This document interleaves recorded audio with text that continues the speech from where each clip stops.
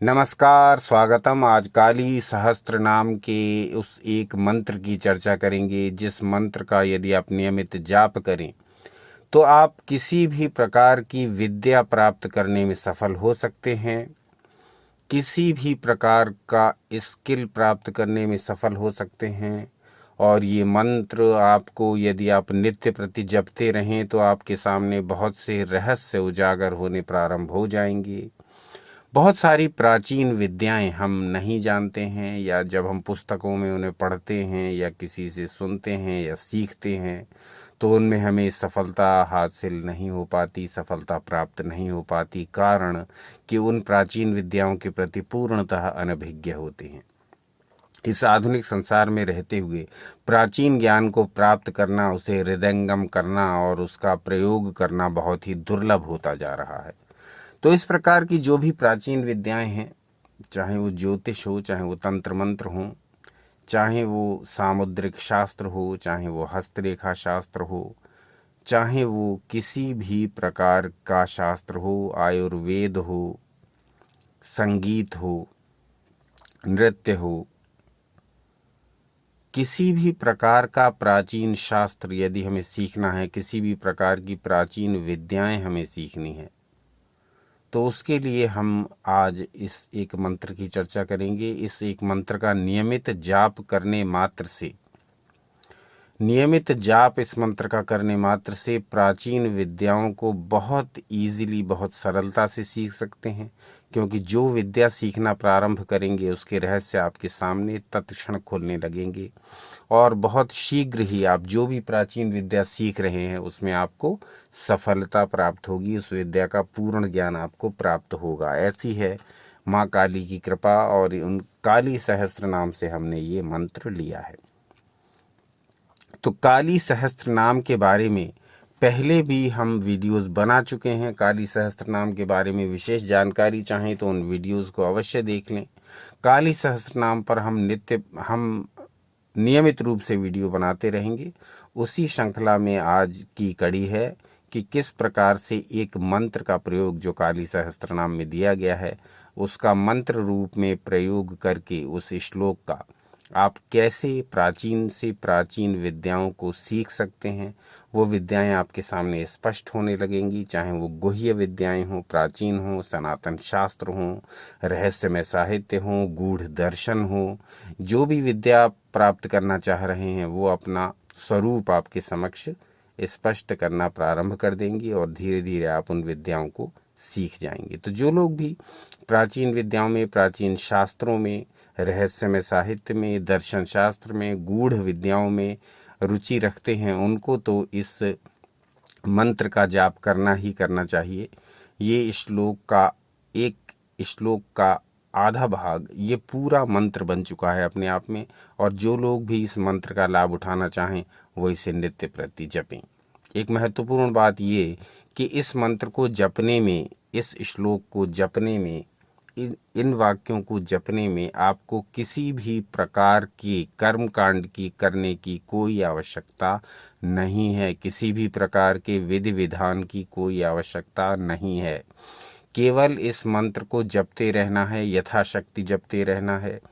स्नान, आसन, दिशा का कोई बंधन नहीं, भोजन आदि का कोई बंधन नहीं। आपको इस मंत्र को इस प्रकार से जपते रहना है जैसे कि आप अपने घर में अपनी माँ का स्मरण करते हैं, अपनी माँ को पुकारते हैं।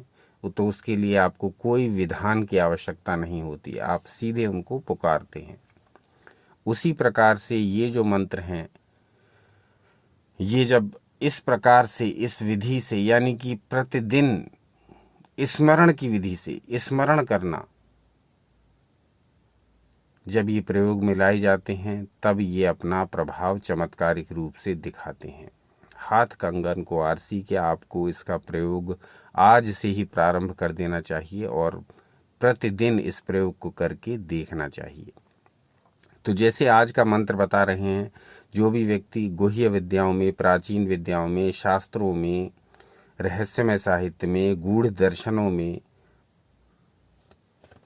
यदि उनकी रुचि है तो वो तो इस मंत्र का जप करें ही। इसके साथ ही जो लोग भी किसी भी प्रकार की विद्या का अर्जन कर रहे हैं, और हम में से प्रत्येक कुछ ना कुछ विद्या का अर्जन कर रहा है, कुछ ना कुछ सीख रहा है, कोई ना कोई स्किल डेवलप कर रहा है, किसी न किसी प्रकार की विशेषज्ञता हासिल की हुई है, कर रहे हैं।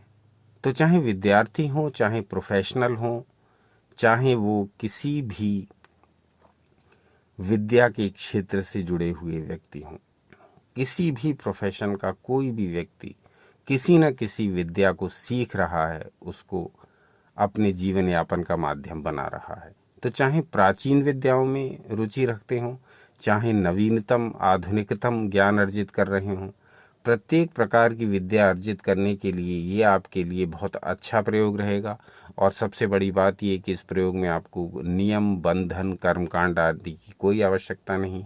जैसे प्रतिदिन नाम स्मरण करते हैं, जैसे प्रतिदिन आप अपने से संबंधित लोगों का नाम पुकारते हैं, बस इसी प्रकार से आपको इस मंत्र को पुकार रूप में करना है, स्मरण रूप में करना है। किसी प्रकार का बाधा, बंधन, कर्मकांड, इन समस्त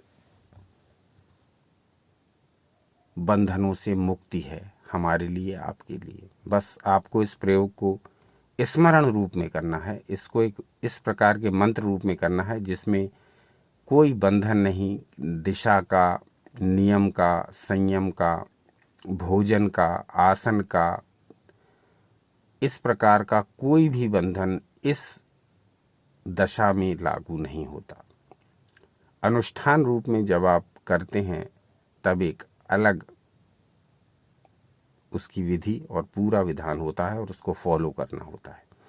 यहाँ आप किसी की आन नहीं दे रहे हैं, किसी की शपथ, किसी की कसम, और किसी एक निश्चित टाइम पीरियड में आप अपनी किसी एक विशेष मनोकामना को पूरा करने के लिए देवी से नहीं कह रहे हैं। यहाँ केवल आप उनको विद्या प्रदान करने वाली देवी के रूप में स्मरण मात्र कर रहे हैं। बस इतना आप कर लीजिए तो उनकी कृपा आप पर बरसने लगेगी, और जो भी विद्या आप प्राप्त करना चाह रहे हैं, जिस विद्या में आप लगे हुए हैं, वो शीघ्र ही आपको अपना स्वरूप स्पष्ट करेगी, उसमें शीघ्र ही आपको सफलता मिलेगी। तो कौन सा है वो मंत्र? वो मंत्र स्पष्ट हो रहा है, वो मंत्र दृष्टिगोचर हो रहा है आपकी स्क्रीन पर, जिसे लिया है हमने श्री काली सहस्त्र नाम से।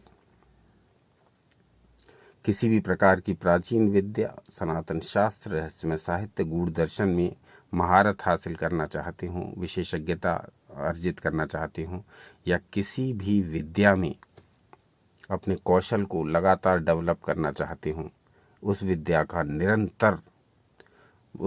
में निरंतर बढ़ोतरी करते रहना चाहते हों, तब इस श्लोक को, इस आधे श्लोक को मंत्र की तरह जपिए।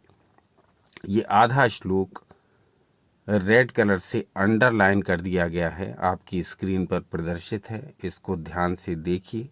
इस मंत्र का उच्चारण करके भी बताते हैं। इस श्लोक के आधे श्लोक का उच्चारण करना है आपको मात्र। यही मंत्र रूप में कार्य कर देगा और आपको सारी प्राचीन विद्याओं का ज्ञान कराएगा। जिस जिस विद्या में आप ज्ञान अर्जन कर रहे हैं, जिसमें भी मेहनत कर रहे हैं, जो भी आपके दैनिक जीवन का अंग है, उसमें इस मंत्र को जाप करते हुए उस विद्या को अर्जित करते रहिए, और वो विद्या शीघ्र ही आपके समक्ष अपना स्वरूप स्पष्ट करेगी, प्रकट करेगी, और उसमें आपको सफलता मिलेगी। तो मंत्र है श्रुति स्मृति महाविद्या गुह्य विद्या पुरातनी। माता काली को इन रूपों में स्मरण किया गया है। देख लीजिए, कुछ भी कठिन नहीं है, इसका उच्चारण भी कठिन नहीं है। देख लीजिए कैसे कठिन नहीं है। श्रुति स्मृति महाविद्या गुह्य विद्या पुरातनी। कुछ बार इसको लगातार पढ़ेंगे, जप करेंगे, कंठस्थ हो जाएगा। बहुत छोटा सा मंत्र है, मात्र 4 शब्दों का संगठन है। श्रुति स्मृति महाविद्या गुह्य विद्या पुरातनी। श्रुति स्मृति महाविद्या गुह्य विद्या पुरातनी। श्रुति स्मृति महाविद्या गुह्य विद्या पुरातनी। कितना सरल मंत्र है, मात्र 4 शब्दों का सम्मिलन है और इतना अधिक प्रभावशाली है ये मंत्र कि प्राचीन से प्राचीन विद्याओं के ज्ञान से लेकर के नवीन से नवीन विद्याएं आपको प्राप्त हो सकती हैं यदि आप लगातार श्रम करते रहें अपनी विद्याओं के अर्जन में और साथ साथ इस मंत्र का जाप भी करते रहें, जिसको हमने लिया है श्री काली सहस्त्रनाम से। बड़ा अनुभूत मंत्र है और लाखों लोगों द्वारा परीक्षित मंत्र है। आप भी इसके गुणों को जान करके इसको अपने दैनिक जीवन में अपनाएं और इस मंत्र का प्रभाव स्पष्ट रूप से अपने ऊपर अनुभव करें। उन अनुभवों को यहाँ शेयर करें जिससे अन्य साधकों को भी इसका लाभ पहुँचे। तो श्री काली सहस्त्रनाम की चर्चा जारी रहेगी, उनमें छुपे हुए विशिष्ट मंत्रों की विशिष्ट प्रभाव के वर्णन जारी रहेंगे। आपको ये वर्णन कैसे लगते हैं, आपने क्या इन मंत्रों का प्रयोग किया है, क्या आप इन मंत्रों का प्रयोग करना चाहते हैं, जो भी हो जैसा भी हो कमेंट्स करके अपने विचार व्यक्त कीजिए। आज का अंक कैसा लगा ये अवश्य बताइए और काली सहस्त्रनाम के बारे में या माँ काली के अन्य श्लोकों, स्तोत्रों, मंत्रों, विधियों के बारे में और कुछ जानना चाहें तो वो भी स्पष्ट रूप से उल्लेखित करें। आज का अंक यहीं तक। अपना अमूल्य समय हमें देने के लिए बहुत बहुत धन्यवाद। सनातन शास्त्रों से जुड़े रहें, सदा आनंदित एवं उत्साहित रहें।